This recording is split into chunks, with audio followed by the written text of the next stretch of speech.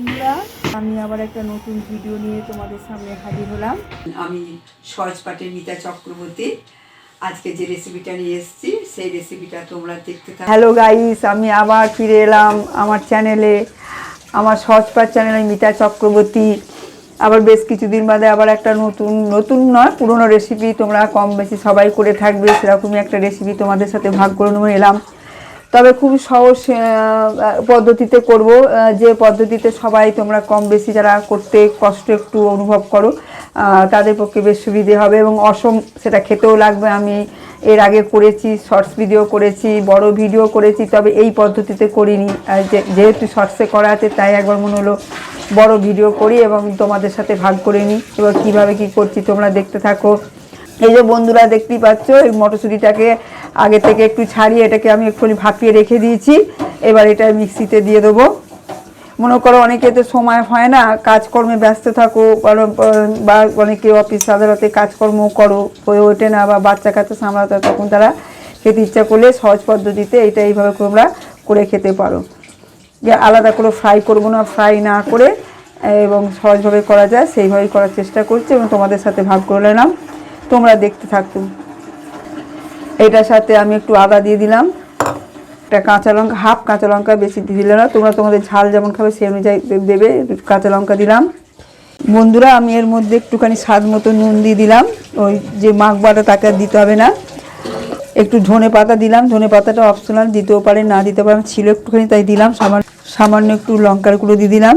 সেটা ফ্রাই করছি না বন্ধুরা দেখতেই পেলে আমি অল্প অল্প একটু মশলা দিয়ে, যে মশলা দিয়ে ফ্রাই করি সেগুলি আমি একটু মিষ্টি হিসেবে এখানে এখানে আটা দিয়ে করছি, তোমরা মনে করলে ময়দা দিয়ে করতে পারো। তবে আমি একটু হেলথ কনসাস তো একটু মেনটেন করে চলি, তাই সেইভাবেই আমি করছি। তবে তোমরা এইভাবে করে খেতে পারো, ট্রাই করতে পারো, ভালোই লাগবে, খারাপ লাগবে না। করেছি, খেয়েছি বলি তাই তোমাদের সাথে ভাগ করলাম। দারুণ খেতে হয় এবং সত্যি অসম লাগে। এবার আমি যেটা পেস্ট করেছি সমস্ত দিয়ে দেখতেই পেলে, মশলা, মরিচ, আমার একটু ধনে পাতা ছিল সেই দিয়ে, এবং তোমার ওই মটরশুঁটি, এখন সিজনের মটরশুঁটি উঠছে, আর মটরশুঁটির গুণাগুণ তো তোমরা সবাই জানো।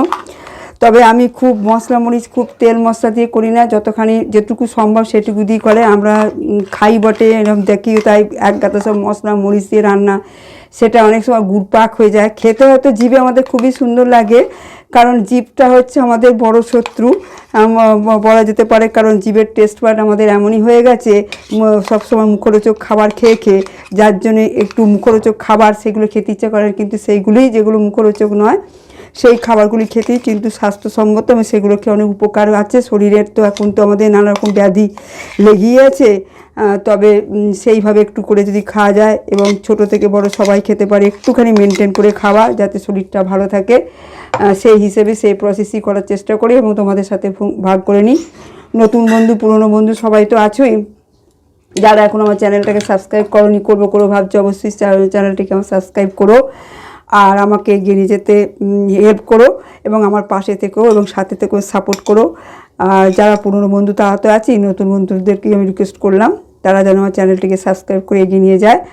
আমি এখানে তোমাদের বলে রাখি, আমি কিন্তু মনিটাইজেশন পেয়ে গেছি, কিন্তু তোমরা যদি আমাকে একটু সাপোর্ট করো হয়তো আমি আরও একটু এগিয়ে যেতে পারবো। আমি যে প্রসেস নিয়ে খাবার দাবারগুলো করি সত্যি সেগুলো আমি মাথায় রেখেই করি, প্রথমত ভেবে করিনি, কিন্তু আস্তে আস্তে যত দিন যাচ্ছে যে কীভাবে মানুষকে ভালো রাখা যায়, সুস্থ রাখা যায়, এবং এইসব ভেজের উপর দিয়ে নানারকম এক্সপেরিমেন্ট করি, আর তাই তোমাদের সাথে ভাগ করে নিই। তেল মশলা তো এখনকার যা বর্তমান সময় তেল মশলাযুক্ত খাবার দাবার হয় তো খেতে আমাদের জিভে খুবই ভালো লাগে, কিন্তু সেটা যতখানি কম পড়া যায় সেই চেষ্টাই করছি। দেখতে থাকো কীভাবে করবো। এই যে দিলাম, এটার সঙ্গে এটা পুরো আমি একদম, কারণ আমি 500 একটু কম আরেকটু মরেছে আমাকে আটা নিতে হবে। এর সাথে আমি একটা ভাজা মশলা বন্ধুরা করে রেখে দিয়েছি।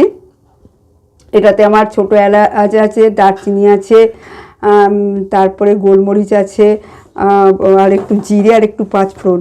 এই মশলাটা আমি একটু হালকা ফ্রাই করে গুঁড়িয়ে রেখেছি, সেটা এটার সাথে দিয়ে দেবো। আর শুকনো লঙ্কাও দেওয়া আছে, দিয়ে সবকটা একসাথে করে আছে। আর এর মধ্যে তো দেখতেই পেলে একদম মিষ্টি থেকে কুড়োনো থেকে আরম্ভ করে অল্প অল্প মশলা দিয়েছি, খুব বেশি নয়, দিয়ে তারপরে ভাজা মশলাটা আর অল্প একটু আমি তেল দিয়ে, সেটা সর্ষের তেল দেবো, দিয়ে ময়ান দেবো, আর দিয়ে এইভাবে ঠিক জিনিসটাকে মেখে নিতে হবে। এটাতে কী হয়, একটু হলেও খাটনি কম, আলাদা করে ফ্রাই করতে হচ্ছে না, সেখানে তেল দিতে হচ্ছে না, লেচি কাটতে হচ্ছে না। এটা খেতেও কিন্তু খুব ভালো লাগে।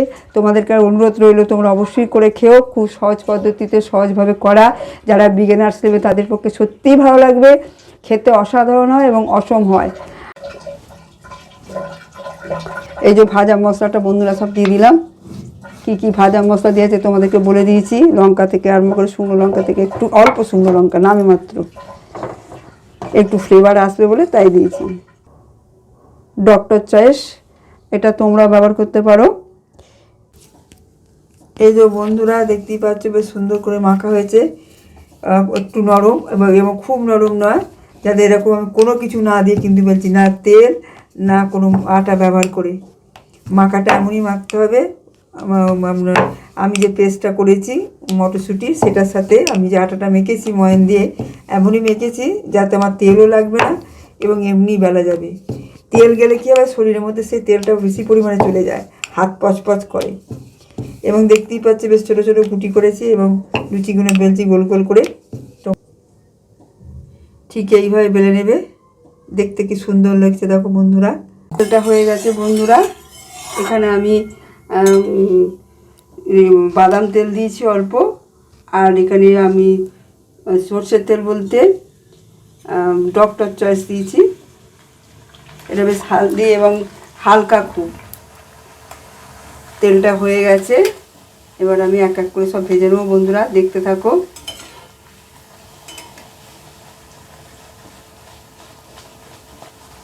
বন্ধুরা দেখতেই পাচ্ছেন একদম দোকানের মতন কচুরি।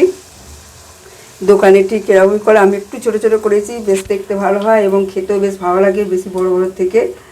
ঠিক দোকানের মতন ঘরে ঘরোয়া পদ্ধতিতে তোমরা এবার একবার বানিয়ে নিতেই পারো এবং সহজ পদ্ধতিতে যারা করো তাদের পক্ষেও খুব ভালো। আর যারা নতুন একদমই যারা পারো না করতে, তারা যদি এই পদ্ধতিতে করো, আলাদা করে পুর করা মানে সেটাকে সময়ও যায় এবং সেটা আরও একটু বেশি ফ্রাই হয়ে যায়। এইভাবেই সব লুচিগুলো ভেজে দেবে এক এক করে। দেখতেই পাচ্ছ কি সুন্দর ফুলেছে। লুচি নয়, বলা ভুল, কচুরি।